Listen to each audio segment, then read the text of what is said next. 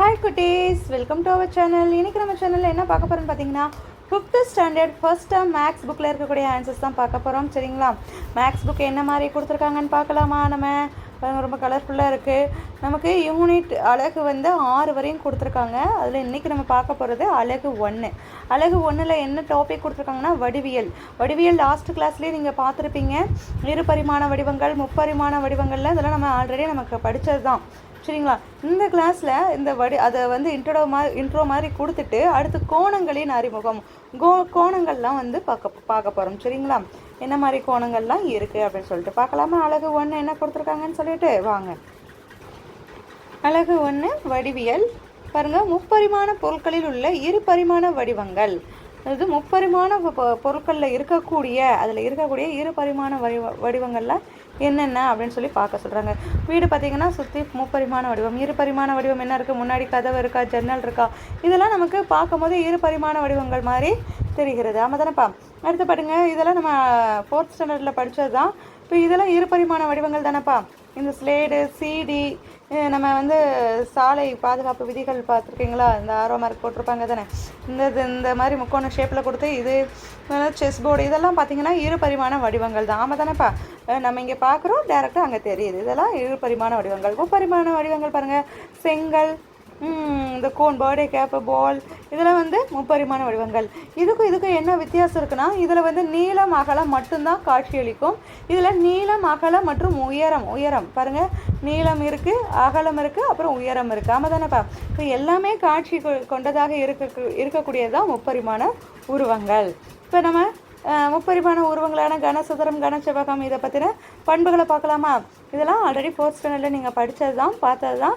இதெல்லாம் ஒரு இன்ட்ரடக்ஷன் தான். இதெல்லாம் பாருங்கள், கனசதுரம் பார்த்துட்டிங்கன்னா உங்களுக்கு ரூபிக் கியூபே கொடுத்துருப்பாங்க. இந்த கலர்ஸ்லாம் நம்ம ஜாயின் பண்ணுவோம்ல, பார்க்குறதுக்கு கனசதுர வடிவத்தில் தான் இருக்கும். இது ஒரு முப்பரிமாண உருவம். ஆமாம் தானேப்பா? இது 6 முகங்களை கொண்டுள்ளது. நம்ம சொன்னது 6 முகங்கள் எதுக்கு இருக்குது? கனசதுரத்திற்கு. அது மட்டும் இல்லாமல் முனைகள் எத்தனை இருக்குது? விளிம்புகள் எத்தனை இருக்குது? 8 முனைகள் இருக்குது. இதெல்லாம் முனைகள்னு சொல்லுவாங்க. விளிம்புகள் 12 விளிம்புகள் இருக்குது. இது எல்லா பக்கமுமே சமமாக உடையது. இது கனசதுரம். இப்போ கனசதுரம் என்ன? முப்பரிமாணத்தை கொண்டது. இதுக்கு 6 முகங்கள் இருக்குது, 8 முனைகள் இருக்குது, 12 விளிம்புகளை கொண்டுள்ளது. இதில் இருக்கக்கூடிய எல்லா பக்கங்களும் சமமாக தான் இருக்கும் கனசதுரத்துக்கு. கனசெவ்வகமும் ஏறக்குறைய கனசதுரம் மாதிரி தான். ஆனால் என்ன ஒரே ஒரு வித்தியாசம்னா, இதில் எல்லா பக்கமும் சமம் சொல்கிறோமா, இதில் எதிர் பக்கங்கள் சமமாக இருக்கும். நம்ம செவ்வகம் படிக்கும் போதே அதானப்பா படிச்சிருக்கோம். நீளம் அகலம் இருக்கும், நீளம் எதிர் பக்கங்கள் சமமாக இருக்கும் அப்படின்ட்டு. அதே மாதிரி தான் கனசெவ்வகத்துக்கும். மீன் தொட்டி, செங்கல்லாம் இதுக்கு எடுத்துக்காட்டுகளாக கொடுத்துருக்காங்க. இதெல்லாம் பார்த்திங்கன்னா முப்பரிமாண உருவங்கள் தானேப்பா. இதுவும் 6 முகம் கொண்டுள்ளது, 8 முனைகள் இருக்குது, 12 விளிம்புகள் இருக்குது. சரிங்களா? அப்போ கனசதுரத்துக்கும் கனசெவ்வகத்துக்கும் இருக்கக்கூடிய பண்புகள் ஏறக்குறைய ஒரே மாதிரி தான் இருக்கும். ஆமாம் தானேப்பா? இதுக்கும் 6 முகங்கள், 12 விளிம்புகள், 8 முனைகள் இருக்குது. இதுக்கும் 6 முகங்கள், 12 விளிம்புகள், 8 முனைகள் இருக்குது. என்ன ஒரே ஒரு டிஃப்ரெண்ட்னா, இதுக்கு எல்லா பக்கமும் ஒரே மாதிரியாக இருக்கும். இது எதிர் பக்கங்கள் சமமாக இருக்கும். ஓகேவாப்பா? அடுத்து பாருங்கள், உருளை பார்க்கலாமா? உருளை நம்ம எக்ஸாம்பிளாக வாட்டர் பாட்டில் சொல்லலாம், சிலிண்டர் சொல்லலாம். ஆமாம் தானேப்பா? இதுவுமே முப்பரிமாண வடிவங்களே கொண்டுள்ளது. இதில் பார்த்தீங்கன்னா 2 சமதள முகங்கள் இருக்கும். இதில் சமதள முகங்களை கொண்டுள்ளது, ஒரு வலைதள முகம் இருக்கும். ஆமாம் தானேப்பா? 2 சமதள முகங்கள், ஒரு வலைதள முகங்கள் இருக்கும். 2 சமதள முகங்களுக்கு இடையே உள்ள தொலைவை தான் நம்ம என்னன்னு சொல்கிறோம்னா தூரம், உயரம் சொல்லுவோம்.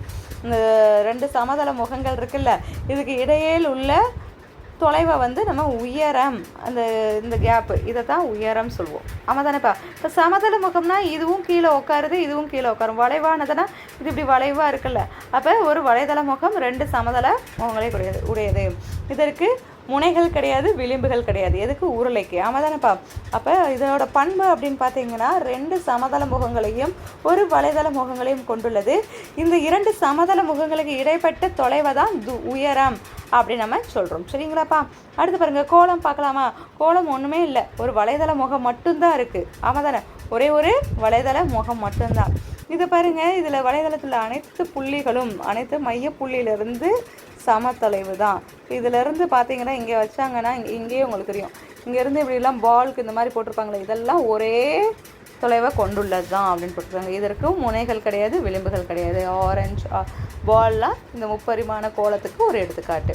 அடுத்து கூம்பு பார்க்குறவா, பர்த்டே கேப்பு, கோன், ஐஸ்கிரீம்லாம் இருக்குது தானேப்பா. இதுவும் 3D தானே, 3D, அது முப்பரிமாண உருவங்களே கொண்டுள்ளது. இதற்கு ஒரு சமதள முகம் இருக்குது, ஒரு வலைதள முகம் இருக்குது. இது வந்து கீழே உட்காந்துருக்கிறது சமதள முகம், இது வலைதள முகம், ஒரு முனை இருக்குது. ஆமாம் தானேப்பா.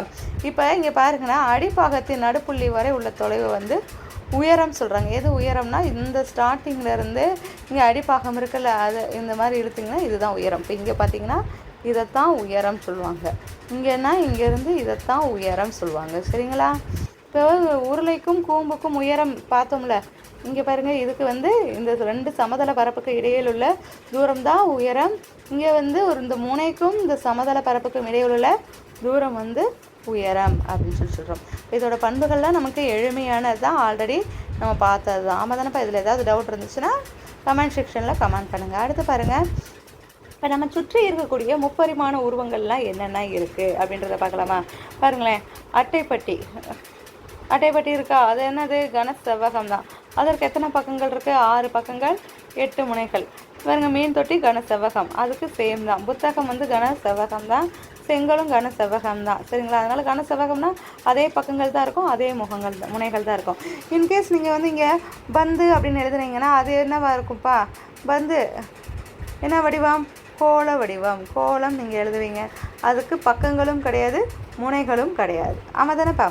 ஸோ இந்த மாதிரி நீங்கள் எழுதலாம். இல்லை வந்து நீங்கள் சிலிண்டர் எழுதலாமோ, இல்லை வந்து வேறு என்ன எழுதலாம், பர்த்டே கேப், விழா தொப்பின்னு எழுதினாலோ என்ன எழுதலாம், விழா தொப்பி கூம்பு வடிவம்.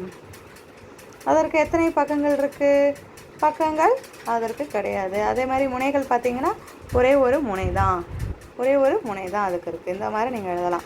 அடுத்து பாருங்கள், பின்வரும் முப்பரிமாண உருவங்களை உற்று நோக்கி மனிதனின் பார்வையில் தெரியும் வடிவத்தை எழுதுக. இப்போ நம்ம இங்கேருந்து ஒரு பில்டிங்கை பார்க்குறோன்னா பில்டிங்கோட மொத்த பரப்புமே அப்படியே ரவுண்டாவெலாம் நம்ம பார்க்க முடியாது. இங்கேருந்து பார்க்குறோன்னா எங்கே நின்று பார்க்குறோமோ அந்த தோற்றம் மட்டும்தானப்பா தெரியும். இப்போ பாருங்கள், இந்த பையன் இதுதான் பில்டிங்னு வச்சுக்கோங்களேன். இந்த பையன் இங்கேருந்து பார்க்குறான், இங்கேருந்து பார்க்கும்போது இந்த ஃபேஸ் மட்டும்தானப்பா தெரியும், இது மட்டும்தானே தெரியும். இந்த சைடு, இந்த பேக் சைடெல்லாம் தெரியாது தானே. ஸோ எது தெரியுதோ அதுக்கு மட்டும் நம்ம என்ன செய்யணும், டிக் பண்ணணும். பாருங்கள், இந்த இது மட்டும் தான் தெரியுது, ஸோ இதுதான் சரி. அதே மாதிரி இங்கே பார்க்குறான், இதை வந்து இந்த 4 மட்டும்தான் தெரியுது, அப்போ இதுதான். இந்த இதை பார்க்கும்போது இந்த 4, இங்கே பார்க்கும்போது இது மட்டும்தான். ஏன்னா இங்கேருந்து பார்க்குறேன், இப்போ இங்கேருந்து பார்த்தானா இது ஃபுல்லாகவே தெரியும். அவன் நிற்கிறது இங்கேருந்து நிற்கிறான். ஸோ வந்து இது மட்டும்தான் நமக்கு தெரியும். சரிங்களா. அடுத்து பாருங்கள், எக்ஸசைஸ் பாருங்கள் 1.1 பொறுத்துகை. இது என்னது, பந்து வந்து கோள வடிவம். இந்த டிஃபன் பாக்ஸ் மாதிரி கொடுத்துருக்காங்களா, இது வந்து உருளை. இந்த கியூபிக்ஸ் கொடுத்துருக்காங்களா, கனசதுரம். பர்த்டே கேப் வந்து கூம்பு. இங்கே வந்து ஒரு தொட்டி மாதிரி கொடுத்துருக்காங்களா, ஒரு மேஞ்சை மாதிரி, இது கனச்செவ்வகம். அடுத்து பாருங்கள், பின்வரும் கூற்று சரியா தவறா என எழுதுக. கனசதுரமானது 6 சதுர முகங்களை கொண்டுள்ளது. சரிதானப்பா. ஒரு கூம்பின் உயரமும் சாயுயரமும் சமம் சொல்லி கொடுக்குறாங்க, அது வந்து தவறு. ஒரு கனசதுரத்தில் 7 முனைகள் இருக்குது, தவறு தானே. மொத்தம் எத்தனை முனைகள் இருக்குது, 8 முனைகள் இருக்கும், ஆனால் 7 முனைகள் சொல்லி கொடுக்குறாங்க, அப்போ தவறு. ஒரு உருளையில் 2 சமதளங்கள் உள்ளன, இது வந்து சரி. கோளம் ஒரு முப்பரிமாண உருவமாகும், இதுவும் சரிதான். சரிங்களா. அடுத்து பாருங்கள், இருபரிமாண வடிவங்களின் சுழற்சிகளை உள்ளுணர்வால் ஆராய்தல். ஒன்றும் கிடையாது, இந்த மாதிரி நமக்கு செய்ய சொல்லியிருக்காங்க. ஒரு அட்டை எடுத்துக்கிறோம், அந்த அட்டைக்கு நடுவில் இந்த ஸ்க்ரோல் கார்டு மாதிரி செய்ய சொல்லியிருக்காங்க. அதை நீங்கள் வந்து எப்படி சுழற்சி செஞ்சாலும், இப்போ இங்கே இருக்க கத்திரிக்காய் ஒரு ஆஃப் சுழற்சி இப்படி பண்ணீங்க அப்படின்னா, ஒரு அட்டையை எடுத்துக்கிட்டு அது நடுவில் சென்டரில் ஒரு ரவுண்டான அட்டையை கட் பண்ணி ஒட்டிட்டு அதில் இந்த 4 சைடு கார்னர்லேயும் ஏதோ ஒரு பிக்சரை ட்ரா பண்ணிக்கோங்க, இல்லாட்டி ஒட்டிக்கோங்க.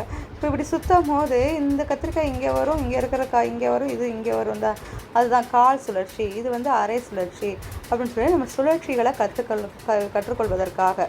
சரிங்களா. அதே மாதிரி இந்த சதுரத்தை வந்து சுழற்சி பண்ணிங்க, ABCDன்னு இருக்கா, இது எப்படி சுற்றுனீங்க அப்படின்னா இங்கே இருக்கக்கூடிய A இங்கே வந்துடும், B இங்கே போயிடும், C இங்கே போயிடும், D இங்கே போயிடும், அதுக்கு பேர் கால் சுழற்சி. அரை சுழற்சினா இங்கே இருக்கிற A வந்து இங்கே வந்துடும், இங்கே வந்துருச்சா, ஸோ இது வந்து அரை சுழற்சி. புரியுதுங்களாப்பா. அதே மாதிரி தான் இங்கேயும் ஒரு காற்றாடி இருக்குது, அது கால் சுழற்சிக்கும் அரை சுழற்சிக்கு எப்படி மாற்றம் இருக்குது, அதில் என்ன ஃபைன் பண்ணணுன்னா இந்த ஒரு டாட்டு தான். இது கால் சுழற்சி அப்படின்னா இங்கே வரும், அரை சுழற்சினா இங்கே வரும். ஒரு கடிகாரமே இருக்குதுப்பா, கடிகாரத்தில் இது கடிகாரம்னா இங்கே 12, 6, இங்கே 9, இங்கே 3 அப்படி தானேப்பா இருக்கும். இப்போ இதுனா முழுசா, இதுனா கால் 12 இது வந்து 12 அப்படின்னு சொல்கிறோம்ல, அதே மாதிரி தான் இந்த இது வந்து இங்கே வந்துச்சு. இப்போ இந்த இது இப்படி போட்டிங்கன்னா இது கால், இது இப்படி ஸ்ட்ரைட்டாக இருந்துச்சுன்னா அரை அப்படின்னு தானே நம்ம எடுத்துக்கிறணும். அடுத்து பாருங்கள், இந்த எக்ஸசைஸ் நம்மளாம் பண்ண சொல்லியிருக்காங்க பயிற்சி 1.2ல். பாருங்கள், பின்வரும் வடிவங்களில் எந்த ஒன்றில் கால் சுழற்சிக்கு பின் அதே வடிவம் போல் இருக்கும் என்பதை கண்டுபிடித்து டிக் குறியிடுக. இப்போ இந்த இது இப்படி சுற்றுறாங்கல்ல, இப்படி சுற்றுனா இந்த இது வந்து அதே வடிவமாக இருக்கணும். இப்போ இங்கே இருக்கிற புள்ளி இங்கே வந்துருச்சு, வடிவம் வந்து கொஞ்சம் மாறிடுச்சு தானேப்பா. ஆனால் அதே மாதிரி இருக்குது அப்படின்னா எதெல்லாம் அதே மாதிரி இருக்கும் பாருங்கள். இந்த இதை பாருங்களேன், இது இப்படி சுற்றினாலும் எந்த ஒரு சேஞ்சஸுமே நடக்காது. இதுவும் இப்படி இருக்கும், ஏன்னா வடிவம் வந்து எல்லா பக்கமும் ஒரே மாதிரி தான் இருக்குது. ஸோ இது வந்து மாறவே மாறாது. ரவுண்டை நீங்கள் எப்படி சுற்றினாலும் அதே மாதிரி தான் இருக்கும். அதே மாதிரி தான் இந்த ப்ளஸ் சிம்பிள் இருக்கா, இதையும் இப்படி சுற்றும் போது ஏன்னா எல்லா பக்கமும் ஒரே மாதிரி தான் இருக்குது, இதுவும் மாறாது. இதே மாதிரி இங்கே சதுர வடிவம் ஒரு டைமண்ட் ஷேப்பில் இருக்கா, இதுவும் எந்த சைடு சுற்றினாலும் அந்த வடிவம் வந்து நமக்கு மாறவே மாறாது, அதே மாதிரி தான் இருக்கும். அதே மாதிரி தான் பின்வரும் எழுத்துக்களில் அரை சுழற்சிக்கு பின் அதே எழுத்து போல் இருக்கிறது எது அப்படின்னு கேட்குறாங்க. அரை சுழற்சி அது நல்லா பார்க்கணும். கால் சுழற்சி, இங்கே வந்து கால் சுழற்சின்னு கேட்டாங்க, இங்கே அரை சுழற்சின்னு கேட்டிருக்காங்க. அப்போ அரை சுழற்சினா இங்கே வந்து 1 முழுசாக இருக்குது, இந்த சைடு வந்துச்சுன்னா இது கால், இங்கேனா இது அரை, இங்கேனா இது முக்கால். ஆமாம் தானேப்பா. 1 செகண்ட் பாருங்கள், இங்கே 1 முழு பகுதி, இந்த சைடு வந்தால் காலுன்னு ஞாபகம் வச்சுக்கோங்க, இங்கேனா அரைன்னு ஞாபகம் வச்சுக்கோங்க, இங்கேனா முக்கான்னு ஞாபகம் வச்சுக்கோங்க.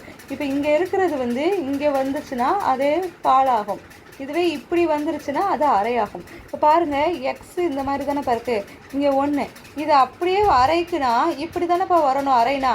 அப்போ இங்கே இருக்கிறது இங்கே வரும், இங்கே இருக்கிறது இங்கே வரும். அப்போ அதில் எந்த மாற்றமும் நடக்காதுல்ல. இப்போ மாறி இப்படி தானேப்பா இருக்கும், அப்போ மாறி இருக்கும்ல இந்த மாதிரி. ஸோ இதுவும் அதே மாதிரி தான் இருக்கும். ஹச்சும் அரை சுழற்சிக்கு பின் அதே மாதிரி தான் இருக்கும். என்னும் இப்படி திருப்பினீங்கன்னா அதே மாதிரி தான் இருக்கும். ஓவும் அப்படி தான் இருக்கும், ஐயும் அப்படி தான் இருக்கும், எஸ்ஸும் அப்படி தான் இருக்கும். எந்த ஒரு மாற்றமும் இருக்காது. ஏன்னா ஃபுல்லாக அப்படியே திருப்புறோம், இங்கே இருக்கிறத அப்படியே இங்கே கொண்டு வரும், இங்கே இருக்கிறத அப்படியே இங்கே கொண்டு வரும். இப்போ அது மாற்றினீங்கன்னா அதுவும் அப்படியே அதே நம்பரில் தான் இருக்கும். சரிங்களா, அதே லெட்டர்ஸில் தான் இருக்கும். அதே மாதிரி எந்த 3 எண்கள் அரை சுழற்சிக்கு பின் அதே எண்ணாக இருக்கும் பாருங்கள். இது 1 இப்படி திருப்பினாலும் அதே தான் இருக்கும். 0, 8 இதெல்லாம் மாறும், மாறுபாடு ஏற்படும். இதெல்லாம் மாறுபாடு ஏற்படாது. சரிங்களா. அடுத்து பின்வரும் எண்கள் அரை சுழற்சிக்கு பின் எப்படி இருக்கும். இப்போ இங்கே இருக்கக்கூடிய நம்பர்ஸ்லாம் பாருங்களேன், 8, 1, 0, 1, 8, 0. இப்போ 1, 0, 8 எந்த மாற்றமும் இருக்காது. அப்போ இந்த எண்களும் அரை சுழற்சிக்கு பின் எந்த மாற்றமும் இருக்காது. இதுவும் இப்படியே தான் இருக்கும், இதுவும் அப்படியே தான் இருக்கும். சரிங்களா, எந்த ஒரு மாற்றமும் ஏற்படாது. அடுத்து பாருங்கள், இங்கே வந்து 3ல் 1 பங்கு சுழற்சிக்கு பின் அதே நிலையில் காணப்படும். பாருங்கள் என்ன கொடுத்துருக்காங்கன்னா, இதில் வந்து 1 பங்கு 2, 3 இந்த 3 சுழற்சி செய்ய சொல்லியிருக்காங்க. நமக்கு இப்போ இதுக்கு முன்னாடி பார்த்ததெல்லாம் முழு சுழற்சி 1ன்னு வச்சுக்கிட்டோம், அப்புறம் கால் சுழற்சி, அரை சுழற்சி, முக்கால் சுழற்சி, இந்த மாதிரி பார்த்தோம். 4 சுழற்சிக்கு எத்தனை இது எப்படி இருந்துச்சு அப்படின்ட்டு. இங்கே என்ன கொடுத்துருக்காங்கன்னா 3 சுழற்சி தான். இது ஃபஸ்ட்டு, இது செகண்டு, தேர்டு. இப்போ அந்த 3 சுழற்சிக்கு பின்னாடி அதே நிலையில் காணப்படுகிறது அப்படின்னு சொல்லுவாங்க. பாருங்கள், இது இப்படி சுற்றினாலும் இது மறுபடியும் இங்கே தானேப்பா வரும். புரியுதுங்களா. அப்போ ஷேப் வந்து இதே ஷேப்பு தான். பாருங்கள், இது இங்கே தான் வந்திருக்கு, இந்த பொம்மை வந்து இங்கே வந்திருக்கு.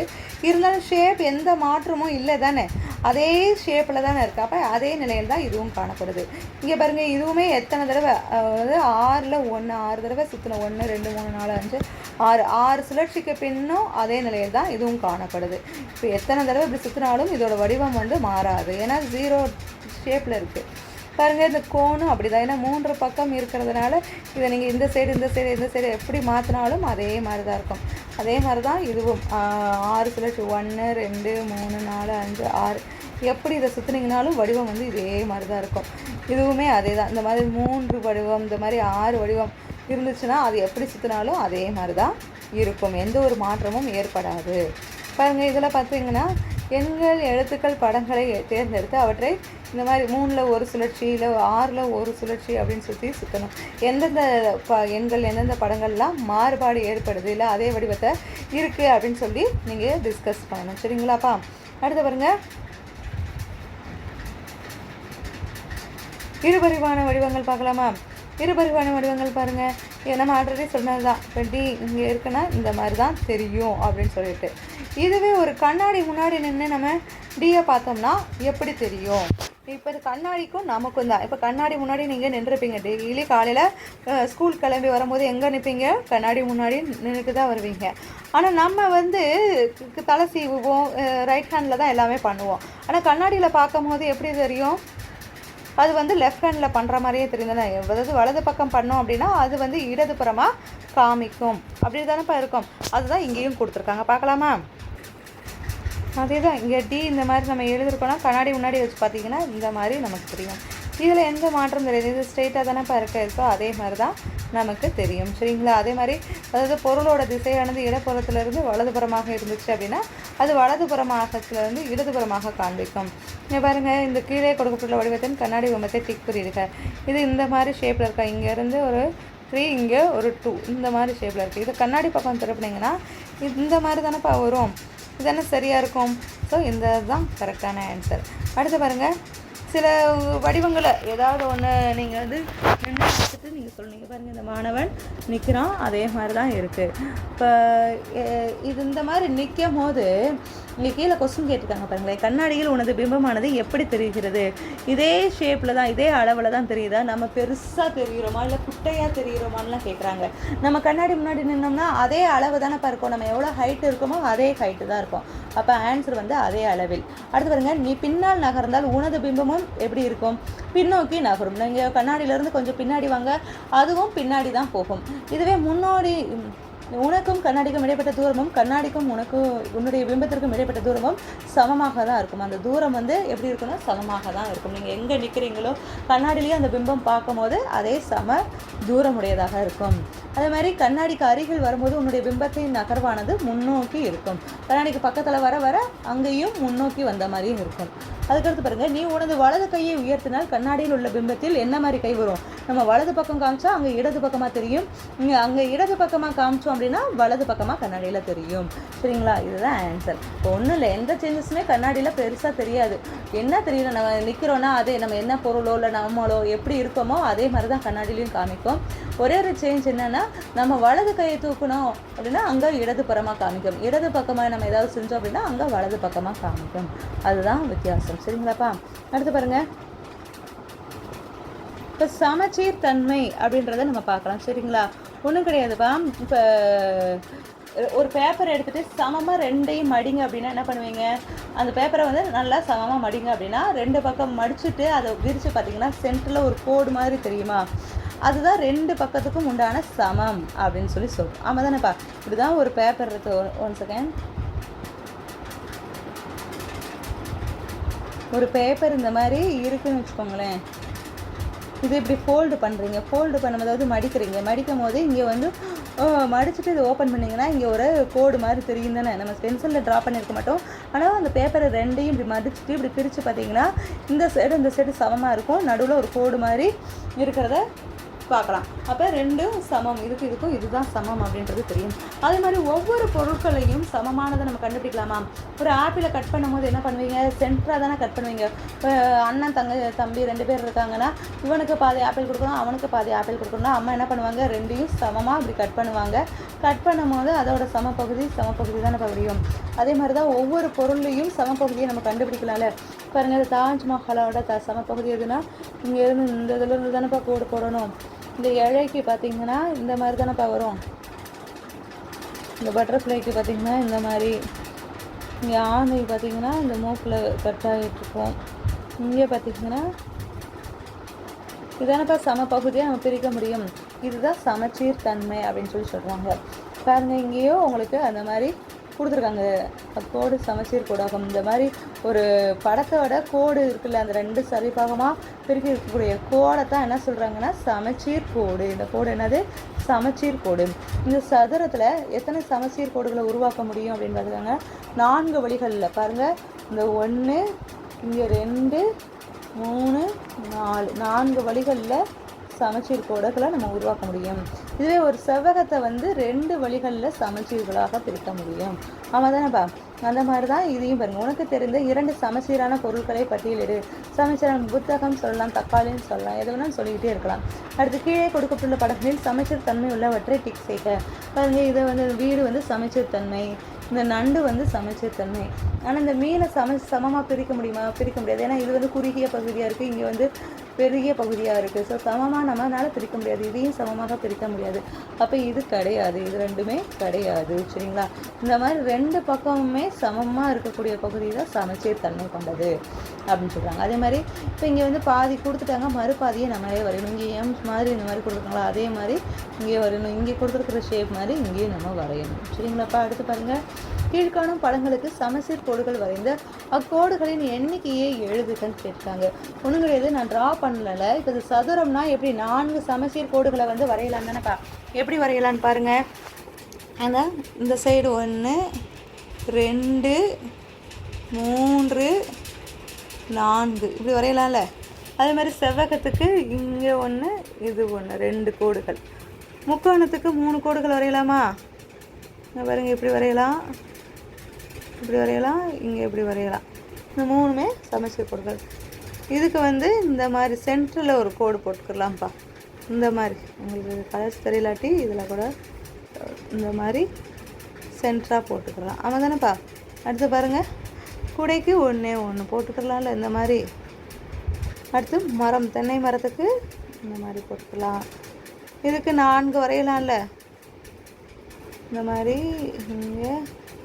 இங்கே இருந்து இப்படி ட்ரா பண்ணலாம், இப்படியும் ட்ரா பண்ணலாம். அடுத்து இதுக்கும் 4. நம்ம அதுக்கு உண்டான ஷேப்பே கொடுத்துருக்காங்க.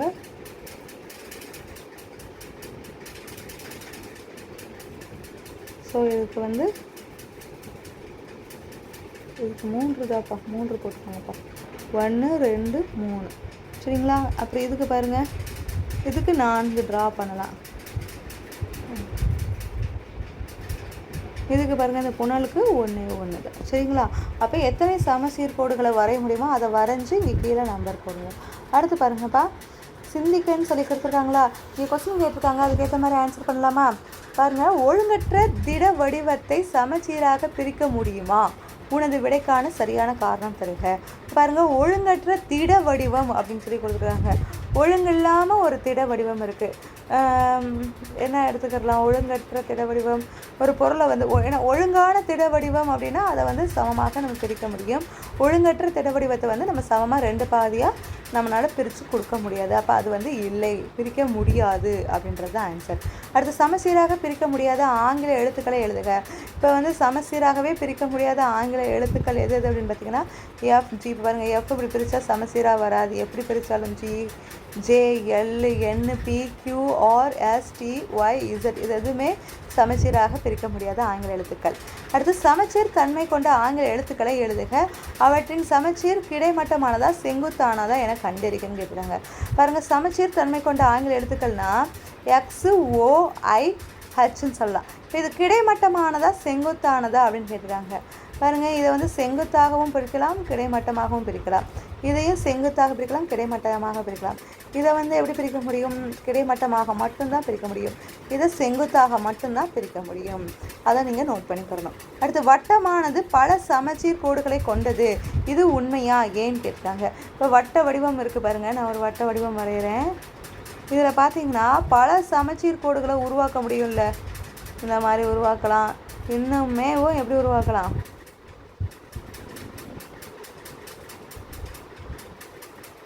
இப்படி பல கோடுகளை உருவாக்க முடியும் தானேப்பா. ஸோ இந்த மாதிரிலாம் வட்டத்தில் பல சமச்சீர் தன்மையுடைய கோடுகளை உருவாக்க முடியும், உண்மை அப்படின்னு போட்டுக்கலாம். ஏன்னா எத்தனை கோடுகள்னாலும் அதோட ஆரம் சொல்லுவோம்ல, இது வந்து மையப்புள்ளி அதிலிருந்து தான் போகுது அப்படின்றதுனால. அப்புறம் 1க்கும் 9க்கும் இடைப்பட்ட சமச்சீர் தன்மையுடைய எண்களை காண்க. நம்ம பார்த்தோம்ல நம்பர்ஸு 1க்கும் 9க்குன்னா இடைப்பட்ட சமச்சீர் தன்மையுடைய எண்கள் பார்த்திங்கன்னா 1 3 8. எப்படி 3எல்லாம் வரும்னா கிடைமட்டமாக பிரிக்கும் போது வரும். சரிங்களா? கிடைமட்டமாக பிரிக்கும்போது 0க்கும் 9க்கும் இடைப்பட்ட இரு சமச்சீர் கோடுகளை கொண்ட 2 எண்களை கண்டறி. 2 எண்கள் கேட்டிருக்கனால 0 8 நம்ம எழுதியிருக்கோம். ஆமாம் தானேப்பா? சரி, அடுத்து பாருங்கள். இப்போ என்ன கேட்டிருக்காங்கன்னா 26 ஆங்கில எழுத்துக்களையும் சமச்சீர் கோடு வரைய இயலும் எழுத்திற்கு சமச்சீர் கோட்டினை வரைக. சமச்சீர் கோட்டினை வரைய இயலாத எழுத்துக்களை வட்டமிடுகன்னு சொல்லி கேட்குறாங்க. நீங்கள் 26 ஆங்கில எழுத்துக்களை எழுதிக்கிறணும். இதில் சமச்சீர் கோடுகளாக வரைய முடியாத எழுத்துக்கள்லாம் இதுன்னு நம்ம சொல்லியிருக்கோமா? ஸோ இதை வந்து நீங்கள் தனியாக எழுதுங்க. சமச்சீர் கோட்டினை வரைய இயலாத எழுத்துக்கள். அது போக மீதி இருக்கக்கூடிய எழுத்துக்கள்லாம் சமச்சீராக கோடு உருவாக்க முடியும். அதை எழுதிட்டு அந்த கோட்டினையும் வரைஞ்சு காமிக்கணும். அடுத்து பாருங்கள், வலை அமைப்புகளை கொண்டு முப்பரிமாண உருவங்களை உருவாக்குதல். இப்போ இந்த மாதிரி வலையமைப்பு கொடுத்துட்டாங்கன்னா இந்த இடத்த கட் பண்ணி ஃபோல்டு பண்ணுறது தான்ப்பா. இங்கே என்ன கொடுத்துருக்காங்க பாருங்கள், ஒரு சிறிய அட்டைப்பெட்டியை திறந்து அதன் வலையமைப்பை ஒரு வெள்ளைத்தாளில் நகலெடுத்து மேலும் அட்டைப்பெட்டியின் அடிப்பாகங்களை வரைக. பாருங்கள், ஒன்றும் கிடையாது. நம்ம தீப்பெட்டி இருக்குல்ல, தீப்பெட்டியோட அந்த பாக்ஸவே எடுத்து நம்ம அதை ஓப்பன் பண்ணி பார்த்துக்கலாம். அட்டைப்பெட்டியில் எத்தனை பக்கங்கள் உள்ளன அப்படின்றதுனா 6 பக்கங்கள் இருக்குது அப்படின்னு சொல்லி சொல்கிறாங்க. பாருங்கள், இங்கேயே இருக்குது. எத்தனை பக்கங்கள் இருக்குன்னா 1 2 3 4 5 6 பக்கங்கள் இருக்குது. ஓகே, மீண்டும் அது எப்படி மடிப்பதன் மூலம் முப்பரிமாணத்தை உருவாக்க முடியும் அப்படின்னு சொல்லி கேட்குறாங்க. அதை நீங்கள் இந்த மாதிரி ஃபோல்டு பண்ணிங்க, இது இப்படி மடித்து இது இங்கே மடித்து இது இப்படி மடிச்சிங்கனாலே கரெக்டாக வந்துடும். சரிங்களா? அடுத்து பாருங்கள், கொடுக்கப்பட்டுள்ள வடிவங்களில் விடுபட்ட புள்ளிகளை கொண்டு பக்கங்களை மடித்தால் கனசெவ்வக பெட்டியாக உருவாக்கக்கூடிய வடிவத்திற்கு டிக் குறியீடு செய்யவும் அப்படின்னு கேட்டிருக்காங்க. இப்போ இந்த வடிவங்களில் புள்ளிகள்லாம் இணைச்சிங்க அப்படின்னா கனசெவ்வக பெட்டியாக எது உருவாக்க முடியும்? அப்போ நமக்கு கனசெவ்வகம் இங்கேயே நம்ம பார்த்துருக்கோம்ல, இந்த ஷேப்பில் இருந்துச்சுன்னா அது கனசெவ்வகமாக உருவாக்க முடியும். எது அந்த ஷேப்பில் இருக்குங்க பாருங்கள், இந்த மாதிரி இருந்தால் மட்டும்தான் கனசெவ்வக பெட்டியாக உருவாக்க முடியும். அடுத்து பாருங்கள், கனசதுரத்தின் வலையமைப்புன்னு கொடுத்துருக்காங்களா. இப்போ இதுவும் 6 பக்கங்களே கொண்டதாக இருக்கும். இது இந்த மாதிரி ஃபோல்டு பண்ணிங்கன்னா இந்த மாதிரி ஒரு பாக்ஸ் கிடைக்கும். உருளையின் வலையமைப்பு இந்த மாதிரி தான்ப்பா இருக்கும். இந்த மாதிரி சுற்றி விட்டிங்கன்னா மேலே இந்த மாதிரி இருக்கும், கீழே எப்படி இருக்கும், கரெக்டாக வரும். அடுத்து கோனுக்கு இதுதான் வலையமைப்பு. இங்கே என்ன கொடுத்துருக்காங்க அப்படின்னா இதனையும் நீங்கள் படிச்சுக்கணும். செவ்வகத்தின் நீளமானது வட்டத்தின் சுற்றளவினை அமைக்கிறது. எனவே செவ்வகத்தின் நீளமும் வட்டத்தின் சுற்றளவும் சமம். ஏன்னா செவ்வகத்தின் நீளம் இதுதான் செவ்வகத்தோட நீளம், இது வட்டத்தின் சுற்றளவை அமைக்கிறது. இது இப்படி சுற்றுறோம்ல, இந்த மாதிரி சுற்றுறோம்ல, இப்போ வட்டத்தோட சுற்றளவு இது அமைக்கிறது. அப்போ இதோட நீளமும் வட்டத்தின் சுற்றளவும் சமம் அப்படின்னு சொல்லிடுவாங்க. அதே மாதிரி தான் கூம்புக்கும் வட்டவெள்ளின் நீளமானது வட்டத்தின் சுற்றளவினை அமைக்கிறது. எனவே வட்டவெள்ளி நீளமும் வட்டத்தின் சுற்றளவும் சமம் அப்படின்னு சொல்லி கொடுத்துருக்காங்க. சரிங்களா? இதெல்லாம் இங்கே நல்லா தெரிஞ்சுக்கோங்க. அடுத்து பாருங்கள், இந்த அமைப்புக்கு கன செவ்வகம், இதுக்கு உருளை. இந்த அமைப்பு பாருங்கள் கூம்பு, இந்த அமைப்பு கன சதுரம். சரிங்களா? இப்போ இதில் நம்ம வடிவங்களை பற்றி ஓரளவு தெரிஞ்சுக்கிட்டோம். அடுத்து கோணங்களை பற்றி நம்ம பார்க்க போகிறோம். கோணங்களின் அறிமுகம் சொல்லி கொடுத்துருக்காங்களா. இந்த கோணங்கள் பார்த்திங்கன்னா நம்மளுடைய வாழ்க்கையிலேயே நிறைய இடங்களில் பார்ப்போம். ஆனால் அது கோணமா அப்படின்னு சொல்லி நமக்கு தெரியாமையே போயிடும். ஆமாம் தானேப்பா? ஸோ இங்கே நிறைய விஷயங்கள் கொடுத்துருக்காங்க, அதிலெல்லாம் கோணங்கள் ஏற்படுத்துது பாருங்கள். இங்கே பாருங்கள், இது பிரிட்ஜு பாருங்கள், இதெல்லாம் கோண வடிவம் தானே. கோணம்னா முக்கோணம் சொல்லுவோம். இங்கே பாருங்கள், இதெல்லாம் கோண வடிவம் தான். இப்போ இங்கே போட்டிருக்காங்க பாருங்கள், இந்த மாதிரி இருக்கிறதெல்லாம் கோண வடிவம். இப்போ இங்கே இருக்குது பாருங்கள், இந்த கார்னர், இது கோண வடிவம் தானேப்பா. ஸோ இதெல்லாம் கோணங்களை ஏற்படுத்தக்கூடியது. இப்போ பாருங்கள், கோணம்னா என்ன அப்படின்னு பார்த்தீங்கன்னா, இரு கோடுகள் அல்லது கதிர்கள் ஒரு பொது புள்ளியிலிருந்து விலகும் போது கிடைக்கும் வடிவத்தை கோணம் என்கிறோம். இதுதான் ஒரு பொதுவான புள்ளின்னு வச்சுக்கோங்களேன். 2 கோடுகளை இதில் வரைங்க. இந்த மாதிரி வரைஞ்சிங்கன்னா இங்கே கிடைக்கக்கூடிய வடிவத்தை தான் நம்ம என்னன்னு சொல்கிறோம், கோணம் அப்படின்னு சொல்கிறோம். பாருங்கள், எல்லாமே இதை கதிர்னு சொல்லலாம். இப்படி போட்டால் போய்கிட்டே இருக்குன்னு அர்த்தம். கதிர்னு சொல்லலாம், இல்லை கோடுகள் அப்படின்னு சொல்லலாம். அதே பாருங்கள், 2 கோடுகள் இருக்கா, இந்த 2 கோடுகள் போட்டுருக்காங்க. இந்த 2 கதிர்கள் வெட்டும் போது கோணம் உருவாகிறது. இந்த மாதிரி 2ம் கிராஸ் ஆகிடுச்சுன்னா இங்கே ஒரு கோணம், இங்கே ஒரு கோணம், இதெல்லாம் கோணம் உருவாகுது தானேப்பா. அதே மாதிரி கதிர்கள்னால் போய்கிட்டே இருக்கிறது. இந்த மாதிரி புள்ளி வச்சுட்டாங்கன்னா அவ்வளோதான், முடிஞ்சு, இதோட ஸ்டாப் ஆகிடுச்சுன்னு அர்த்தம். சரிங்களா? இது கோட்டு துண்டுன்னு சொல்லுவாங்க. இப்படி புள்ளி வச்சாங்க அப்படின்னா கோட்டு துண்டு. இந்த மாதிரி போய்கிட்டே இருக்குன்னா அது கதிர்கள். கதிர் மாதிரி இருக்குல்ல, இப்போ கதிர்கள் அப்படின்னு சொல்லுவாங்க. ஸோ அதெல்லாம் நீங்கள் நல்லா பார்த்துக்கோங்க. இதெல்லாம் ஜஸ்ட் உங்களுக்கு தெரிஞ்சுக்கிறதுக்காக தான். இப்போ பாருங்கள், கோணத்திற்கான படம், கோணத்தின் பெயர், முனை, கோணத்தின் இரு புயங்கள் கேட்டிருக்காங்க. ஒன்றும் கிடையாது, கோணத்திற்கான படம் கொடுத்துட்டாங்க. கோணத்தின் பெயர் என்ன மாதிரியெல்லாம் கோணம் அமைக்கிறாங்கன்னா, ஏபிசி, பியில் தானேப்பா கோணம் இருக்குது. ஸோ பி வந்து நடுவில் வரணும். இல்லை வேறு எப்படி எழுதலான்னா சிபிஏ, சிபிஏ கோணம் இப்படி போட்டுக்கணும். கோணம் சிபிஏ. இப்போ பி வந்து நடுவில் இருக்கணும். ஏன்னா இதுதான் கோணம் அமைக்குது. பி என்ற புள்ளி தான் கோணத்தை அமைக்கிறது. அதனால் பி வந்து இதுலேயும் சரி இதுலேயும் சரி நடுவில் வரணும். நீங்கள் இப்படி எழுதினாலும் சரி தான், இல்லை இந்த மாதிரி எழுதினாலும் சரி தான். இதோட முனை எது? இதான இப்போ முனை. நம்ம முனையெல்லாம் படிச்சிருக்கோம் தானே. அப்போ முனை வந்து பி. கோணத்தின் இரு புயங்கள் எதுன்னா, இரு புயங்கள் ஒன்று ஏபியாக இருக்கும், ஏபி, மற்றும் பிசி, பிசி. ஆமாம் தானேப்பா. அதே மாதிரி இங்கே கொடுத்துருக்காங்க பாருங்கள், டிஇஎஃப். இ தான் நமக்கு கோணத்தை அமைக்குது. நம்ம எழுதும் போது டிஇஎஃப்னு எழுதலாம், இல்லை எஃப்இடி அப்படின்னு எழுதலாம். இதோட முனை எது? இ தானேப்பா முனை.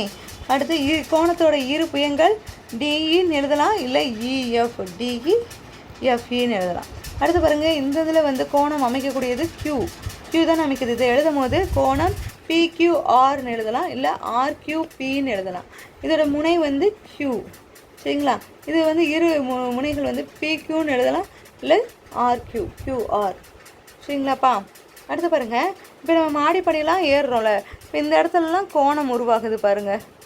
உங்களுக்கே தெரியாமல் கோணங்கள் வந்து வாழ்நாளில் எல்லா டைம்லேயும் நம்ம பார்க்குறோம். கோணம் உருவாகுதா? அந்த இதெல்லாம் ஒரு கோணம் தான். ஆமாம் தானேப்பா. இந்த இதில் பாருங்கள், இங்கெல்லாம் கோணம் இருக்கக்கூடிய பகுதியாக இருக்குது. அது மாதிரி இங்கே ஈவி மின் கம்பம் பாருங்கள், இது சைக்கிளில் அவங்களே மார்க் பண்ணி கொடுத்துருக்காங்க. வீடுகளில் டைம் கடிகாரம், இங்கே பாருங்கள் ஒரு கார்லேயும் கோணத்தை நம்ம ஏற்படுத்துகிறோம். ஆமாம் தானேப்பா. இங்கெல்லாம் இருக்குது. இந்த காருக்கு உள்ளே வெளியே கோணம் இந்த மாதிரி தான் இருக்கிறது பாருங்கள். அது மாதிரி நம்ம முழங்கை இப்படி கையை வந்து இப்படி மடக்கும் போதும் அந்த இடத்துல கோணம் ஏற்படுகிறது, சரிங்களா. ஸோ எல்லா இடத்துலையும் கோணங்கள் வந்து இருக்குது. என்னென்ன வகைகள் இருக்குது, கோணத்தோட வகை எத்தனை அப்படின்னு சொல்லி கேட்டிருக்காங்க பாருங்கள். கோணங்களின் வகைகள் பார்த்திங்கன்னா, கோணம் வந்து குறுங்கோணம், விரிங்கோணம், செங்கோணம், நேர்கோணம் அப்படின்னு சொல்லி 4 வகையாக சொல்கிறாங்க. குறுங்கோணம் அப்படின்னா என்ன? ஒன்றும் இல்லைப்பா, நம்ம ஜாமெண்ட்ரி பாக்ஸில் பாகை மணின்னு ஒன்று இருக்கும், பார்த்துருக்கீங்களா? இந்த மாதிரி இருக்கும். இதில் பார்த்திங்கன்னா சென்டரில் வந்து 180 டிகிரின்னு இருக்கும். இப்படியே வந்துகிட்டே இருக்கும். 10, 20, 30, 40, 50, 90 இப்படின்னு சொல்லி இங்கே சென்டரில் வந்து 90, இங்கே வந்து 90 இருக்கும். அப்படியே வந்துகிட்டே இருக்கும். நம்ம பார்க்கும் போது இந்த கீழே சின்ன நம்பர் இருக்குல்ல, 10, 20, 30 இப்படி வந்துகிட்டே இருக்குல்ல, அந்த 90க்குள்ளே இருக்குது. 0லேருந்து 90க்குள்ளே இருக்குது அப்படின்னா அது குறுங்கோணம். 90க்கு மேலே இருக்குது, 90லேருந்து 180 இங்கே வரும். இந்த இது வந்து 180ன்னு சொல்லுவாங்க. இந்த இடம் 0ன்னு சொல்லுவாங்கள்ல. இந்த 180, 90லேருந்து 180 வந்துச்சுன்னா அது விரிகோணம். இந்த 90ன்னு சொல்கிறோமா, அது ஸ்ட்ரைட்டாக இருந்துச்சுன்னா அது செங்கோணம். இல்லை 180னா இது மட்டும்தான் 180 டிகிரி இருக்குன்னா இந்த மாதிரி காட்டக்கூடியது 180 டிகிரி நேர்கோணம்னு சொல்லுவாங்க. அப்போ குறுங்கோணம் பாருங்கள், 0 டிகிரியை விட அதிகம், 90 டிகிரியை விட குறைவு அப்படின்னு சொல்கிறாங்க. இப்போ இந்த மாதிரி குறுகி வருது, குறுகி இருக்கா, இது நல்லா இப்படி குறுகி தானே பாருங்க. அப்போ குறுங்கோணம். இது பாருங்கள், 90 டிகிரியை விட அதிகம், 180 டிகிரியை விட குறைவு. பார்த்தீங்கன்னா இப்போ 90க்கு இங்கிட்டு 100ஆக இருக்கட்டும், 110, 120 இதெல்லாம் விரிகோணம். இப்போ இந்த மாதிரி பாருங்கள் விரிஞ்சிருக்கா, இதை பார்க்கும் போதே இந்த இது விரிஞ்சிருக்கு. செங்கோணம் அப்படின்னா நேராக இருக்கும், இந்த சைடு ஸ்ட்ரெயிட்டாக இருக்கும், இந்த சைடு ஸ்ட்ரெயிட்டாக இருக்கும். இந்த மாதிரி செங்குத்தாக இருந்துச்சுன்னா, சரியாக 90 டிகிரி இருந்துச்சுன்னா அது செங்கோணம். நேர்கோணம்னா சரியாக 180 டிகிரி இருந்துச்சு அப்படின்னா அதுதான் நேர்கோணம் அப்படின்னு சொல்கிறாங்க. அப்போ 0லேருந்து 90 டிகிரிக்குள்ளே இருந்துச்சுன்னா அது குறுங்கோணம். 90 டிகிரிக்கு மேலே 180 டிகிரி வரையும் இருந்துச்சுன்னா அது விரிகோணம். அதுக்கடுத்து 90 டிகிரி கரெக்டாக இருந்துச்சுன்னா அது செங்கோணம். 180 டிகிரி சரியாக இருந்துச்சுன்னா அது நேர்கோணம், சரிங்களா. இப்போ 4 கோணங்கள் தெரிஞ்சிடுச்சு. அதுலேருந்து கொஸ்டின் கேட்டிருக்காங்க பாருங்கள். இங்கே கீழே கொடுக்கப்பட்டுள்ள பொருட்களில் அமைந்துள்ள கோணங்களை எழுதுகன்னு சொல்லி கேட்டிருக்காங்களா பாருங்கள். இது விரிகோணம், செங்கோணம், குறுங்கோணம் கேட்டிருக்காங்க இந்த 3ல். இதை பார்த்தீங்கன்னா இதெல்லாம் செங்கோணம் தானேப்பா, நேராக ஸ்ட்ரெயிட்டாக தானேப்பா இருக்குது. இப்போ ஸ்ட்ரெயிட்டாக இருந்தால் செங்கோணம். இந்த கோணத்தை பாருங்கள், இந்த மாதிரி இருக்குது. இப்போ இது வந்து குறுகி போயிருக்கு, அப்போ குறுங்கோணம். இது பாருங்கள் விரிஞ்சிருக்கா, அப்போ விரிகோணம். புரியுதுங்களா? இப்போ குறுங்கோணம், விரிகோணம் அப்படின்னு பார்த்தாச்சு. அடுத்து பாருங்கள், இந்த ஷேப் பாருங்கள், இது வந்து விரிகோணம், இது குறுங்கோணம். இங்கே கொடுத்துருக்காங்க பாருங்கள், இது விரிகோணம், இது செங்கோணம். அதுக்குண்டான கோணங்களை நம்ம எழுதியாச்சு. அடுத்து நம்மளை சுற்றி இருக்கக்கூடிய பகுதிகளில் எதெல்லாம் கோணங்கள் இருக்குது அப்படின்றத நம்ம பார்க்கணும், சரிங்களாப்பா. அடுத்து பார்த்திங்கன்னா நம்ம ஜாமெண்ட்ரி பாக்ஸில் இந்த மாதிரி 2 கருவிகள் இருக்கும். இதுக்கு பேர் என்னென்னு பார்த்தீங்கன்னா மூளை மட்டம் சொல்லுவாங்க. என்ன மட்டம்? மூளையோட மட்டம். இப்போ ஏதாவது நம்ம இந்த பீரோ செய்கிறாங்க, மரத்தில் வந்து பீரோ செய்கிறாங்க, கட்டில் செய்கிறாங்க, இல்லாட்டி கண்ணாடி கதவுகள்லாம் செய்கிறாங்க அப்படின்னா இந்த மாதிரி கருவியை பயன்படுத்தி தான் அளவெடுத்து செய்வாங்க. இதோட 2 கோண அளவுமே 90 டிகிரி தான். பாருங்களேன், இதுவும் ஸ்ட்ரெயிட்டாக இருக்கும், இதுவும் ஸ்ட்ரெயிட்டாக இருக்கும். செங்குத்தாக இருக்குன்னா நம்ம 90 டிகிரின்னு சொல்லுவோம்லப்பா. பாருங்கள், செங்குத்தாக இருக்கும். இந்த அளவுகளை வச்சு தான் நம்ம என்ன செய்வோம், மரக்கட்டைகள்லாம் கட் பண்ணுவாங்க. பாருங்கள், செங்கோணங்களுக்கான எடுத்துக்காட்டு இதெல்லாம் செங்கோணம் தானே. பாருங்கள், இங்கே பார்த்தாலே தெரியும். இங்கே பாருங்கள், ஸ்ட்ரெயிட்டாக இருக்குது, இதுவும் ஸ்ட்ரெயிட்டாக இருக்குது. பாருங்கள், இதுவும் ஸ்ட்ரெயிட்டாக இருக்குது. இங்கே புத்தகம் பாருங்கள், இங்கே வாட்சில் டைம் பாருங்கள், ஸ்ட்ரெயிட்டாக காமிக்குது. இந்த எல் பாருங்கள், இது எல்லாமே செங்கோணம். சரிங்களா? உங்களுக்கு என்ன கொடுத்துருக்காங்கன்னா செங்கோணங்களை உருவாக்கும் 5 பொருட்களை வரைக அப்படின்னு சொல்லி கேட்டிருக்காங்க. மாதிரி ட்ரா பண்ணிட்டு வரணும். பாருங்கள், இங்கே வந்து பாகைமணி கொடுத்துருக்காங்களா, இந்த பாகைமணிலே காமிக்குதா மாதிரி கொடுத்துருக்காங்க அப்படின்னா அது என்னது 90 டிகிரி இங்கே இருக்குது. இதுதான் 90 டிகிரி. இதுதான் 90 டிகிரி. இந்த 90 டிகிரிக்கு உள்ளே தானே இருக்குது. இது இந்த மாதிரி தானே வருது. 0 இங்கே இருக்குது, 0 டிகிரி. இது 180 டிகிரி. இப்போ 0லேருந்து அது குறுங்கோணம். இதுவே 90 டிகிரி இந்த மாதிரி பார்த்தீங்க அப்படின்னா இப்போ டிகிரிக்கு இப்படி இருக்குது. ஆனால் இது எப்படி இருக்குது, இந்த 180 டிகிரியிலேருந்து 90 டிகிரிக்கு இப்படி இருக்கிறதுனால நம்ம என்னது விரிகோணம். 90 டிகிரிலேருந்து 180 டிகிரிக்கு வேலை இருந்துச்சுன்னா அது விரிகோணம். இந்த மாதிரி ஸ்ட்ரெயிட்டாக இருக்குது அப்படின்னா அது செங்கோணம். பார்த்துருக்கோம்ல. அதே மாதிரி இங்கே 30 டிகிரி, 45, 60 டிகிரி, 90 டிகிரி, 120, 130, 170, 175 டிகிரி கொடுத்துருக்காங்க. இதில் எதெல்லாம் குறுங்கோணம் பார்த்தீங்கன்னா 90 டிகிரி அது வந்து செங்கோணம் நமக்கு தெரியும். 90 டிகிரிக்கு கீழே இருக்கிறது பாருங்கள் 30,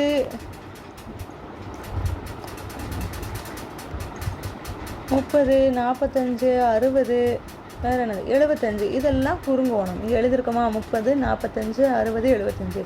விரிகோணம் பார்த்தீங்கன்னா 120, 130, 170, இது 3மே விரிகோணம்.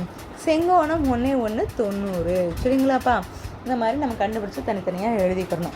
அடுத்து பாருங்கள், பின்வரும் படங்களை உற்று நோக்கி கோணங்களின் பெயர்களை கட்டங்களில் எழுதுகன்னு கேட்டிருக்காங்க. இந்த படங்கள்லாம் பாருங்கள், இந்த மாதிரி பார்த்தாலே தெரியும். இது குறுங்கோணம், இது செங்கோணம், இதுவும் செங்கோணம், இது குறுங்கோணம், இது விரிகோணம். சரிங்களா? இங்கே எழுதியிருக்கோமா, நீங்கள் அதை பார்த்து நோட் பண்ணிக்கோங்க. அடுத்து பாருங்கள், புள்ளிகளை இணைத்து செங்கோணம், குறுங்கோணம் மற்றும் விரிகோணங்களை வரைகன்னு கேட்டிருக்காங்க. நீங்கள் எப்படி வேணாலும் வரைஞ்சிக்கலாம். சரிங்களா?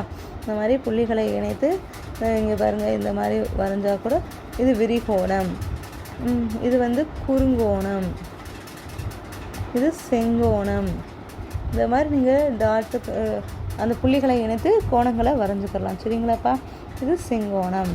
அடுத்து பாருங்கள், இப்போ இந்த மயில் இந்த ஜிராஃபி இருக்குது, பீகாக் இருக்குது, சன்ஃப்ளவர் இருக்குது, இதெல்லாம் இங்கிலீஷில் அதோட பெயர்களை எழுதிட்டு அதில் உருவாகக்கூடிய கோணம் என்னன்னு கேட்டிருக்காங்க. சரிங்களா?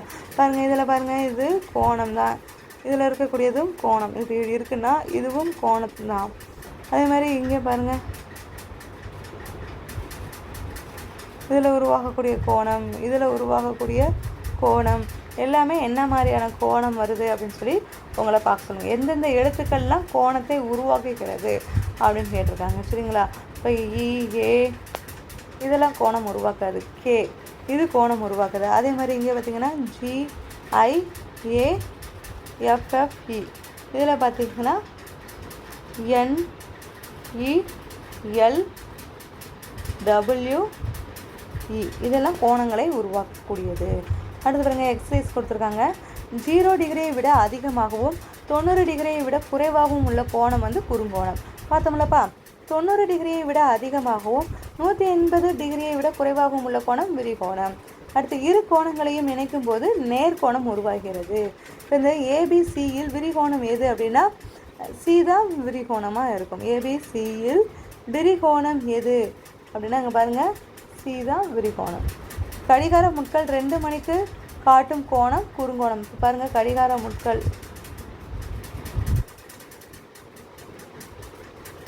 1, 2, 12, 3, 4, 5, 6, 7, 8, 9, 10, 11 இங்கே சென்றுனா 2 மணிக்கு காட்டக்கூடிய கோணம் குறுங்கோணம் தானேப்பா, இப்போ குறுங்கோணம்.